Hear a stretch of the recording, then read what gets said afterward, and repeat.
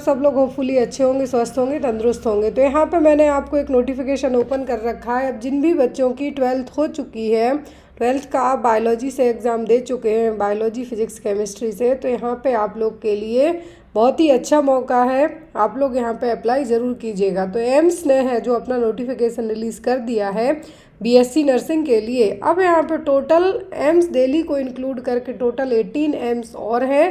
तो जो यहाँ पे एम्स दिल्ली के साथ साथ यहाँ पे टोटल 18 एम्स है जो यहाँ पे आपको बीएससी नर्सिंग कोर्स करवाएंगे। बट यहाँ पे आपको डायरेक्ट एंट्री तो नहीं मिलने वाली है, क्योंकि यहाँ पे आपको सीबीटी बेस्ड एग्ज़ाम है जो अपना क्लियर करना होगा। यहाँ पे देखिए नोटिफिकेशन तो आ गया है वेबसाइट पर, आप जाके एक बार चेक कर लीजिए, पूरा बताया भी गया है।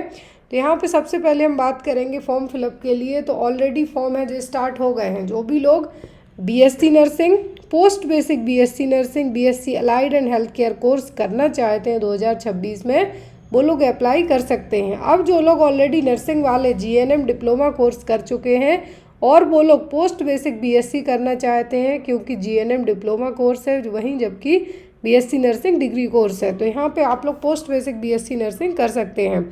फॉर्म ऑलरेडी स्टार्ट हो चुके हैं 25 मार्च से। तो जो भी लोग अप्लाई करना चाहते हैं आप लोग ज़रूर अप्लाई कीजिए। यहाँ पे आपके फॉर्म है जो भरे जाने हैं 29 अप्रैल तक। आपके पास पूरा 1 मंथ का टाइम है अभी आपके पास, तो आप लोग यहाँ पे अप्लाई ज़रूर कीजिएगा। अब आपका एग्ज़ाम कब होगा, तो आपके एग्ज़ाम के लिए जो डेट दी गई है कि जो बीएससी ऑनर्स नर्सिंग वाले उनका एग्ज़ाम 27 को होगा, और जो लोग BSc nursing post basic BSc nursing course वाले उनका 30 मई को होगा, और जो लोग BSc allied and health care course करना चाहे तो उनका एग्ज़ाम है जो 4 जुलाई को होगा।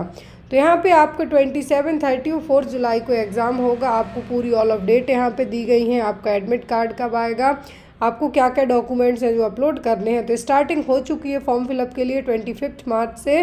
लास्ट डेट के भरोसे मत बैठिए जो भी लोग अप्लाई करना चाहते हैं। अब यहाँ पे जो भी लोग अप्लाई करते हैं, यहाँ पे इन्होंने साफ साफ कहा है कि जो भी लोग यहाँ पे अप्लाई करते हैं आपको हर एक चीज़ क्लियरली भरनी है, क्योंकि यहाँ पे आपके फॉर्म रिजेक्ट होने के चांसेस भी हो सकते हैं। अब यहाँ पे आपको सीट अलोकेशन और जो एंट्रेंस एग्ज़ाम की डेट है वो सब कुछ यहाँ पे बताई गई है। तो आपका इंटरव्यू और पर्सनल असेसमेंट और फाइनल रिजल्ट आफ्टर एग्ज़ाम के बाद डिक्लेयर किया जाएगा। बट यहाँ पे आपको एंट्रेंस एग्ज़ाम है जो ओनली ऑनलाइन मोड पे है। कब, 30 मई को बीएससी नर्सिंग के लिए, और इसका रिज़ल्ट फर्स्ट का रिज़ल्ट आएगा 5 जून को, स्टेज फर्स्ट का। अब यहाँ पे जो भी लोग अप्लाई कर रहे हैं BSc allied and health care course के लिए, तो यहाँ पे उनका एग्ज़ाम है 4 जुलाई को, एंड उनका जो डिक्लेरेशन ऑफ रिज़ल्ट होगा वो 10 जुलाई को आ सकता है। तो यहाँ पे आप लोग एक बार नोटिफिकेशन पढ़ लीजिए। एप्लीकेशन चार्ज है आपके लिए यहाँ पर जनरल और अनरिजर्व्ड कैटेगरी के लिए 2000, और अदर बैकवर्ड क्लास और ओबीसी के लिए भी 2000 है, और एससी एसटी के लिए 1600 है, ईडब्ल्यूएस के लिए भी 1600 है, और जो लोग पीडब्ल्यूबीडी वाले उनको कोई भी चार्ज है जो पे नहीं करना है।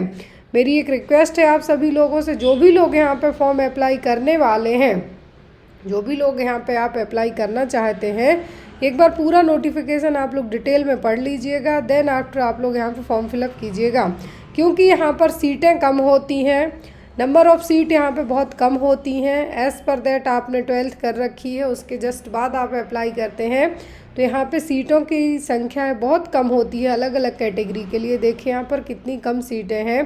तो यहाँ पे आप लोग अप्लाई करना चाहते हैं तो अप्लाई ज़रूर कीजिएगा, क्योंकि यदि आप एक बार यहाँ पे पढ़ने के लिए ही चले गए तो आपको जॉब लगने से कोई नहीं रोक सकता। यहाँ पर टोटल मिला के 88 कोर्सेस हैं, जिसमें 725 सीट हैं। यहाँ पे टोटल 88 टाइप ऑफ कोर्स है, जिसमें आपको 725 सीटें रहेंगी। और जो लोग यहाँ पे अप्लाई कर रहे हैं, तो यहाँ पे इन्होंने कहा है कि duration of course AIIMS Nagpur और एम्स ऋषिकेश में 4 ईयर का होगा। 4 ईयर का होगा यहाँ पे एम्स नागपुर और एम्स ऋषिकेश का 3+1 ईयर का आपका ड्यूरेशन होगा। तो यहाँ पर आपको जब आप बीएससी किसी मेडिकल फील्ड से करते हैं, ग्रेजुएशन लेते हैं मेडिकल फील्ड से, तो आपको 4 साल 4.5 साल है जो कॉमनली लग जाते हैं, चाहे आप नर्सिंग करते हो। तो यहाँ पे देखिए और सीटें हैं अब आपके लिए नर्सिंग कोर्स वालों को। तो यहाँ पे नर्सिंग कोर्स के लिए इन्होंने बीएससी नर्सिंग कोर्स के लिए इन्होंने कहा है फॉर फीमेल कैंडिडेट्स ओनली। तो यहाँ पे महिलाओं के लिए एक बहुत ही अच्छी चीज़ है कि यहाँ पे ओनली महिलाएं बस अप्लाई करेंगी।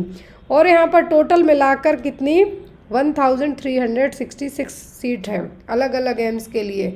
टोटल मिला के आपको इंक्लूडेड दिल्ली एम्स के टोटल जो 19 एम्स है यहाँ पर अलग अलग एम्स में अलग अलग सीटें हैं, तो यहाँ पे अप्लाई आप ज़रूर कीजिएगा। नेक्स्ट आपको पोस्ट बेसिक बीएससी नर्सिंग वालों को सीट हैं जो कम है, और जो एम्स में ही जो ऑलरेडी एम्स में डिपार्टमेंटल मतलब जो ऑलरेडी वहीं से पढ़ने वाले हैं और वो लोग पोस्ट बेसिक बीएससी करना चाहते हैं तो उनको 20 है, और जो आउटसाइड वाले आएंगे उनको 30 है। तो यहाँ पे भी सीट बिल्कुल कम ही है। तो अब जो लोग यहाँ पे अप्लाई करना चाहते हैं तो ड्यूरेशन ऑफ कोर्स आपका इस तरीके से होगा। मोस्ट ऑफ दी कोर्स में आपको 4 साल का समय लग जाता है। मोस्ट ऑफ दी कोर्सेज में आपको 4 साल का समय लग जाता है। तो यहाँ पे आप लोग एक बार इसको रीड आउट कर लीजिएगा, फॉर्म ज़रूर फिलअप कीजिएगा।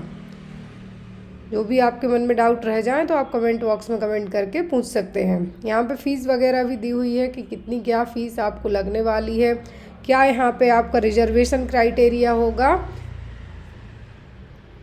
अब जो लोग यहाँ पे अप्लाई करने वाले हैं, देखिए इन्होंने कहा है कि जो अलग अलग एम्स में आफ्टर सीबीटी के बाद आपको क्या क्या है जो डॉक्यूमेंट्स की ज़रूरत पड़ेगी। तो सबसे फर्स्ट ऑफ ऑल कि आप यदि एंट्रेंस एग्जामिनेशन में एलिजिबल पाए जाते हैं तो आप 17 साल एटलीस्ट आपकी एज होनी चाहिए 31 दिसंबर तक, और यहाँ पे आपने 12th पास किया हुआ हो English, physics, chemistry and biology से।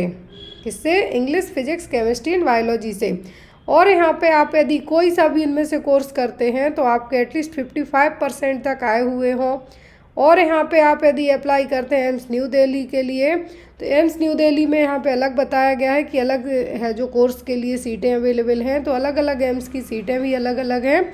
अब यहाँ पे आपके मार्क्स भी देख लीजिए कि आपके मार्क्स जब आप सीबीटी बेस्ड एग्ज़ाम देंगे, कंप्यूटर बेस्ड एग्ज़ाम देंगे, चाहे बीएससी नर्सिंग के लिए हो, बीएससी ऑनर्स नर्सिंग के लिए हो, तो यहाँ पे आपका एग्ज़ाम है जो all major city of India में होगा। और लेकिन जो बीएससी नर्सिंग और पोस्ट बेसिक बीएससी नर्सिंग वाला है उनका ओनली दिल्ली एनसीआर बस सेंटर रहेगा।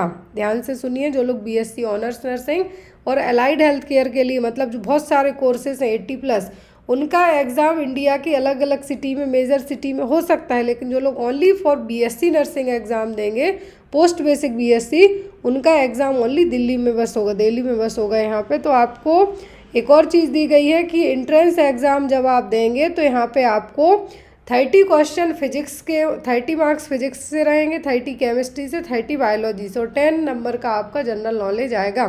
टोटल 100 मार्क्स का आपका यहाँ पे एग्ज़ाम होगा, जिसमें आपको 1.5 आवर का टाइम दिया जाएगा। MCQ बेस्ड आपके क्वेश्चन होंगे, ऑब्जेक्टिव बेस्ड क्वेश्चन होंगे। तो जो लोग यहाँ पे अप्लाई करते हैं वो ये चीज़ जान लें। और आपको एंट्रेंस एग्ज़ाम के बाद एटलीस्ट 50% तक है जो जनरल और EWS के लिए, और 45 OBC के लिए, और 40 SC ST वालों को मार्क्स है जो लेके आना होगा, तब जाके आप यहाँ पे पास आउट कंसीडर किए जाएंगे। एक पेपर में यहाँ पे आपका 2 यहाँ पे जैसा आपको पहले ही मैंने बताया कि जो फर्स्ट स्टेज होगी वो आपका रिटर्न टेस्ट होगी, दूसरा आपका पर्सनल असेसमेंट और इंटरव्यू होगा।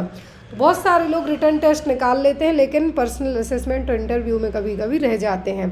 तो जो आपको 90 मिनट का समय दिया जाएगा उसमें 70 MCQs रहेंगे, 70 आपके MCQs रहेंगे, जिसमें आपको यहाँ पे एग्ज़ाम के लिए क्वेश्चन पूछे जाएंगे। तो यहाँ पे आपको वो एग्ज़ाम देना है। आफ्टर दैट है जो आपका डिसाइड होगा कि आप यहाँ पे सिलेक्ट हुए हैं या नहीं, क्योंकि इसका एग्ज़ाम भी बहुत ही अच्छा, और जैसे एम्स में नॉर्सेट का एग्ज़ाम होता है उसी तरीके से यहाँ सिलेक्शन के लिए भी, क्योंकि 12th के बाद तो आप मान के चलिए कि 25-30 लाख बच्चे बायोलॉजी करके निकलने वाले होते हैं, और बहुत सारे बच्चे इससे भी ज़्यादा जो लोग नीट क्लियर नहीं कर पाते हैं वो इसी तरह प्रूव करते हैं। तो यहाँ पे आप उसके लिए रेडी रहिए।